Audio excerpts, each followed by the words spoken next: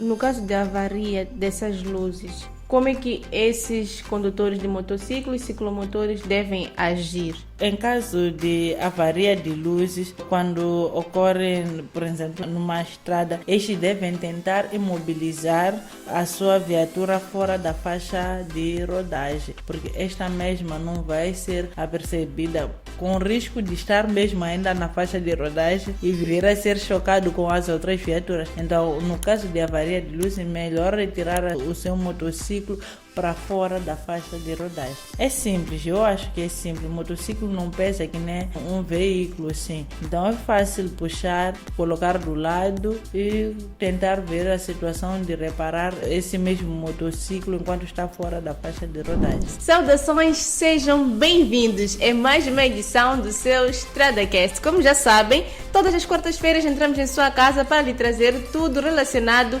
à lei do Código de Estrada moçambicano. E hoje nós vamos falar basicamente de algumas normas relacionadas às regras de condução. Isso tudo nos será esclarecido pela agente Oksana Cuco, ela que é perita em todos os assuntos relacionados ao Código de Estrada, pois ela é polícia de trânsito, ela que está a representar toda a polícia de trânsito a nível da cidade de Maputo. Agente Oksana Cuco, saudações, como é que está?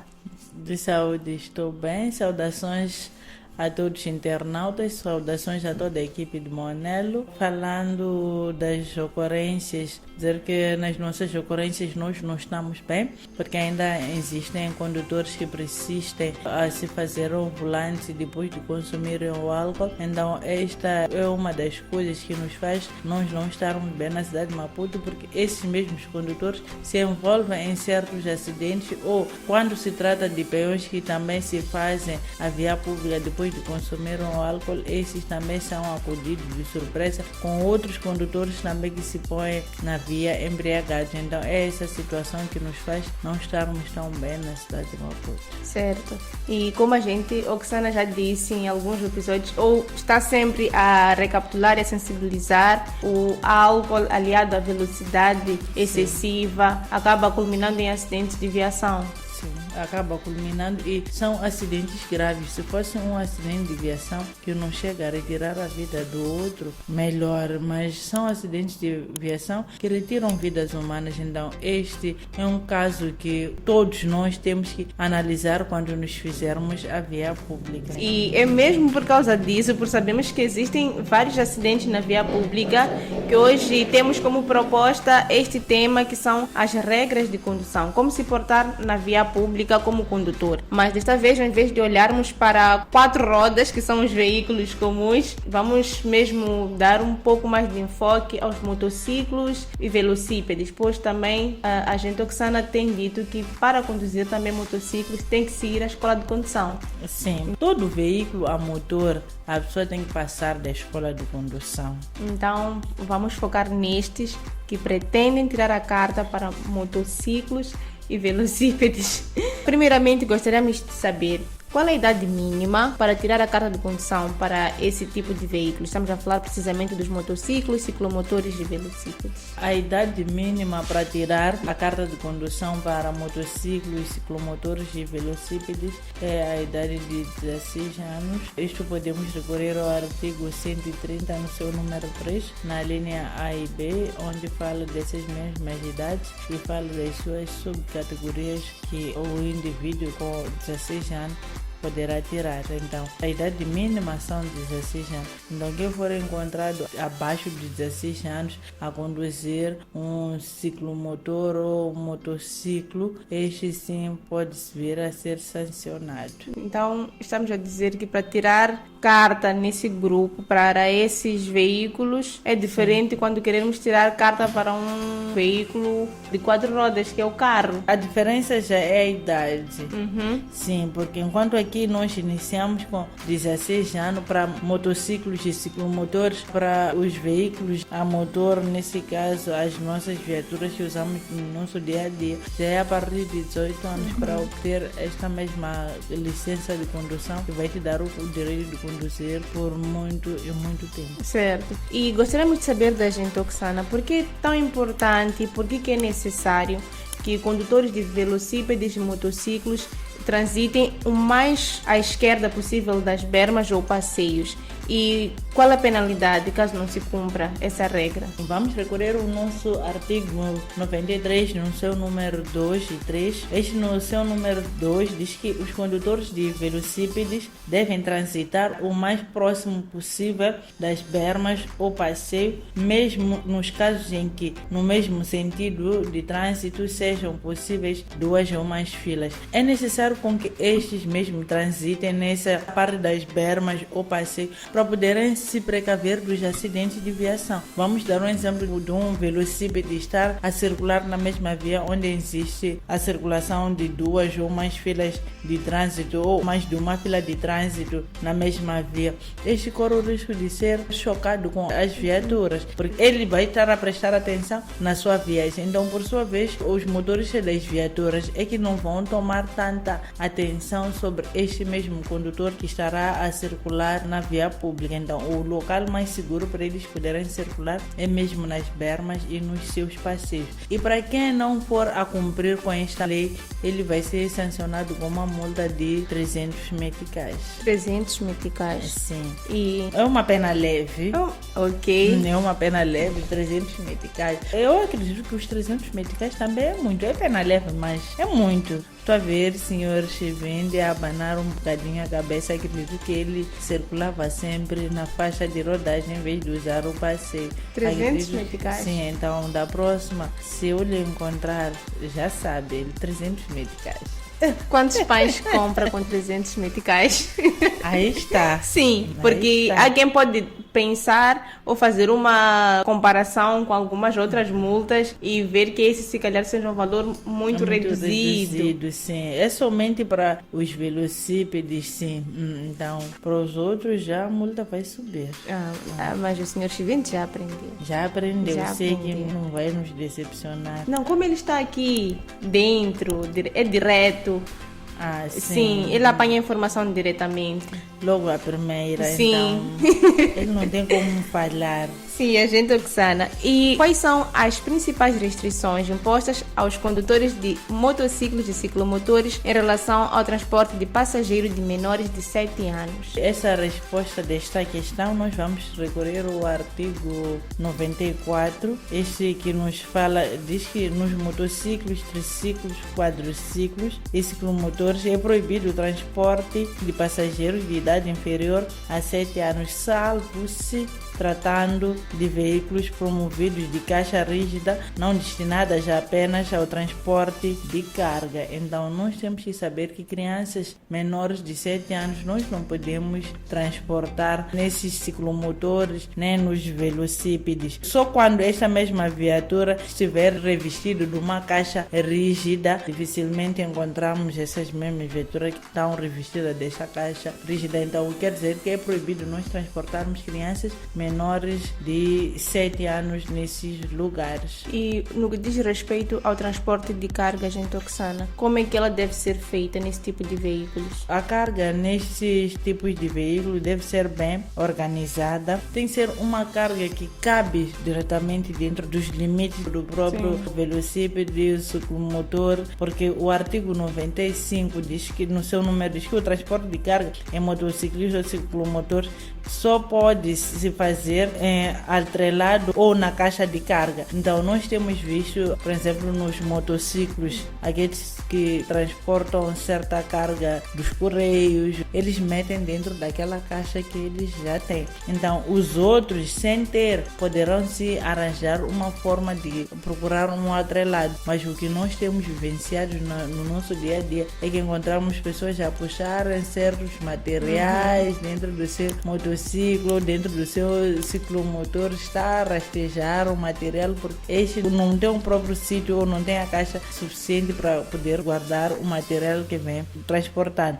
Também diz que é proibido aos condutores dos motociclos, ciclomotores ou veículos transportar objetos suscetíveis de prejudicar a condução ou constituir perigo para a segurança. Mas nós vimos essas pessoas a puxar, pode compra ferros, começa a colocar nas laterais e rasteja, É só todo o amarrar carro. ali. Sim, eles amaram e rastreiam. É proibido para essa classe de motociclos, sim. Certo. E a gente, Oxana, no que diz respeito às regras de iluminação, já falamos aqui no StradaCast de iluminação em viaturas. Neste caso de motociclos, ciclomotores e velocípedes, como é que são as regras de iluminação? As regras de iluminação nos motociclos ou ciclomotores, o uso de dispositivos de iluminação é obrigatório em qualquer circunstância. Este é obrigatório porque a partir do momento em que este tem a própria sinalização luminosa em dia ou visível, este vai poder se precaver dos outros utentes ou dos acidentes de viação que possam vir através da falta de iluminação. Vamos supor, no exemplo de estar talvez uma certa motorizada a circular em nossa frente sem a iluminação, e também a pessoa que está a conduzir esta mesma motorizada não traz consigo o colete refletor. Praticamente que o condutor que vem à retaguarda não consegue distinguir se existe alguma coisa em sua frente, ou pode vir a pensar que talvez se tratasse, talvez certa viatura quando outros acendem, talvez um lado de pé. Então só quando já se aproxima ao local é que já se apercebe de que trata-se de uma motorizada, às vezes já é tarde e acontece um acidente fatal. Então é necessário sim sempre que tenham o sistema luminoso em dia. Hoje estamos a falar de algumas normas e regras de condução, mais específico para motociclos, ciclomotores e velocípedes. Este tema é mais direcionado a si que pretende entrar na escola de condução e quer se preparar de forma antecipada. E temas como estes você pode encontrar no aplicativo Carta Fácil MZ. Normas, regras, como agir na via pública, todos os assuntos relacionados a normas e regras você encontra no aplicativo Carta Fácil MZ. E para testar o seu conhecimento, tem mais de 1000 perguntas e respostas.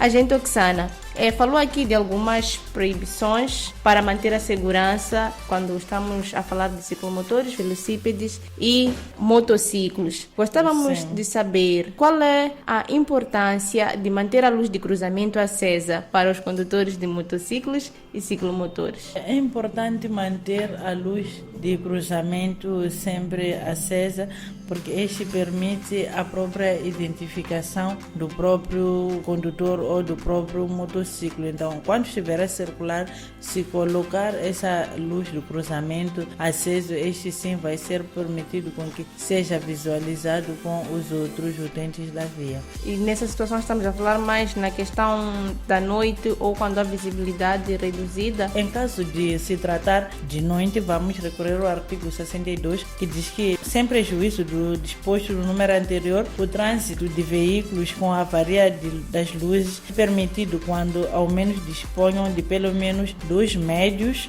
luzes de perigo, e quando já trata-se de noite, pelo menos esse deve ter 2 médios ou um médio do lado direito e 2 mínimos para a frente, o indicador de presença. Então este deve ter pelo menos essas luzes ao menos quando trata-se do período noturno para poder ser visualizado. Melhor ter muito mais a luz do sinal de emergência, sim, porque esta vai permitir com que as viaturas que vêm à sua retaguarda poderem visualizar, as que vêm também à frente vai poder visualizar a sua tendência de emergência. Então vai dar as próprias dimensões do seu próprio motociclo ou ciclomotor. No caso de avaria dessas luzes, como é que esses condutores de motociclos e ciclomotores devem agir? Em caso de avaria de luzes, quando ocorre, por exemplo, numa estrada, estes devem tentar imobilizar a sua viatura fora da faixa de rodagem, porque esta mesma não vai ser apercebida, com risco de estar mesmo ainda na faixa de rodagem e vir a ser chocado com as outras viaturas. Então, no caso de avaria de luz, é melhor retirar o seu motociclo para fora da faixa de rodagem. É simples, eu acho que é simples. O motociclo não pesa que nem um veículo assim. Então é fácil puxar, colocar do lado e tentar ver a situação de reparar esse mesmo motociclo enquanto está fora da faixa de rodagem. Certo. E aquela parte da sensibilização, que nós sempre gostamos de falar aqui no StradaCast, as sanções, agente Oxana. Quais são as sanções de multas aplicáveis para os condutores de motociclos, ciclomotores e velocípedes que violam as regras de iluminação? Para os velocípedes e ciclomotores, quando violam as regras de iluminação, esses são aplicados uma multa de 250 meticais, que é a metade, né, do valor que os outros condutores são aplicados. Sim. Então eles são aplicados o valor de 250 meticais. Para poderem entender melhor, vasculhem o artigo 99, a partir do 62 até o artigo 99, vão encontrar sim as sanções previstas, que diz que as sanções previstas são reduzidas pela metade nos seus limites máximos e mínimos quando aplicáveis aos condutores de velocípedes e motociclos. Então, essa multa reduz-se à metade, se é 500 meticais, passa para 250 para os velocípedes e ciclomotores. Então, o que a gente, Oksana, disse agora seria a explicação do porquê que reduz-se a metade. Sim, sim. Porque eu tinha essa dúvida, por que diminuir 50%, 50%? Sim.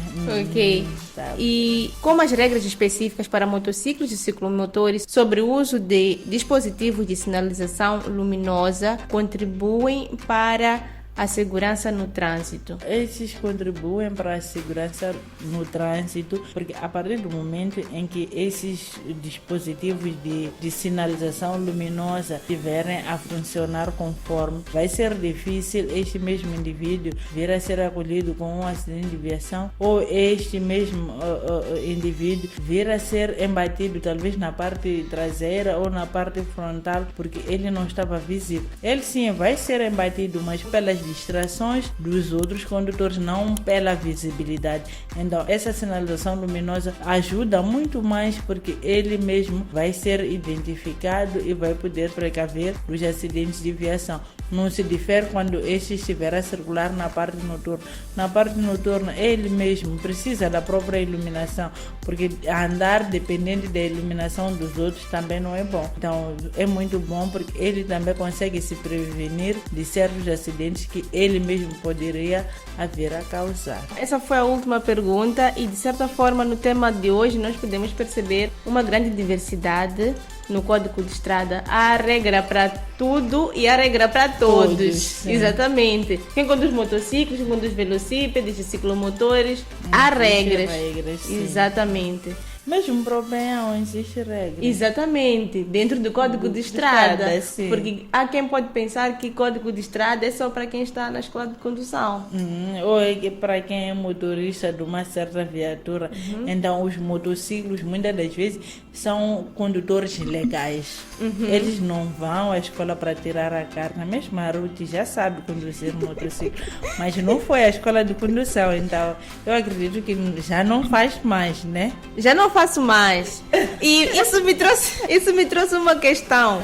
A gente, Oksana, quem conduz um carro, tem a carta de condução, licença para um carro, pode conduzir motociclo ou tem que voltar à escola de condução para tirar a carta para motociclos? Em termos normais, ele tem que voltar à escola para tirar a carta de motociclo, porque a carta de motociclos tem o prefixo EA, tem A1, então em diante. Então, para poder conduzir esta mesma viatura sem nenhum problema, este terá que voltar à escola de condução para ir aprender.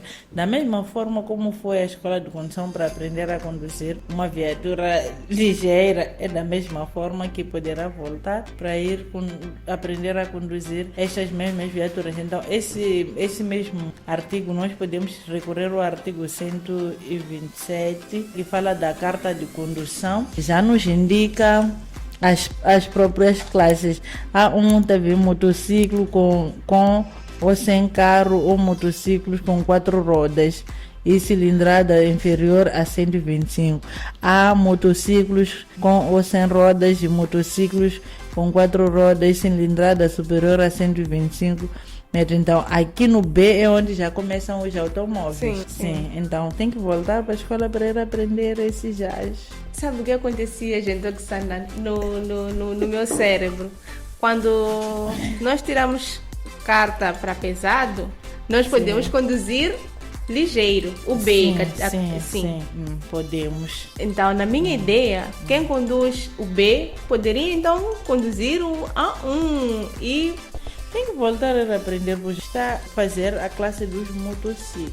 Você tem que aparecer, não se difere desses que andam de chopela. O chopela tem a carta, o B, o ligeiro, normal. Sim. Mas ele não tem o A, que lhe dá o direito de conduzir aquele tipo de motociclo. Ok. Sim. É uma dúvida mesmo que Triciclo, apareceu aqui. Sim. Certo, gente Oksana. E já não tenho mais dúvidas, estou esclarecida. Acredito que quem está lá em casa também está esclarecido. E se calhar tinha essa dúvida também. Gostaríamos de pedir a gente Oksana as últimas considerações. Apelar a todos os condutores que, quando se fazem via pública, devem respeitar as normas de trânsito. Pior este momento, já que iniciou o inverno, devem prestar muita atenção nas manhãs, senão havíamos de ter registro de vários atropelamentos na via, porque as pessoas têm a tendência de atravessar a estrada enquanto estão cobertos de capulana, tratando-se das senhoras e crianças, tratando-se da parte dos homens, também tem a tendência de atravessar a via enquanto trazem consigo aquelas camisolas grandes e ainda fecham a parte da cabeça. Então, às vezes, os condutores também ficam distraídos devido à própria coloração das roupas, que às vezes são roupas que não chamam a atenção. Então, são roupas apagadas. Então, a tendência de haver muitos índices de acidentes do tipo atropelamento é muito neste momento do inverno. Então, é de apelar a todos a prestarem muita atenção quando se fazerem a via pública. Muito obrigada pela presença e esperamos contar com a gente Oksana na próxima semana.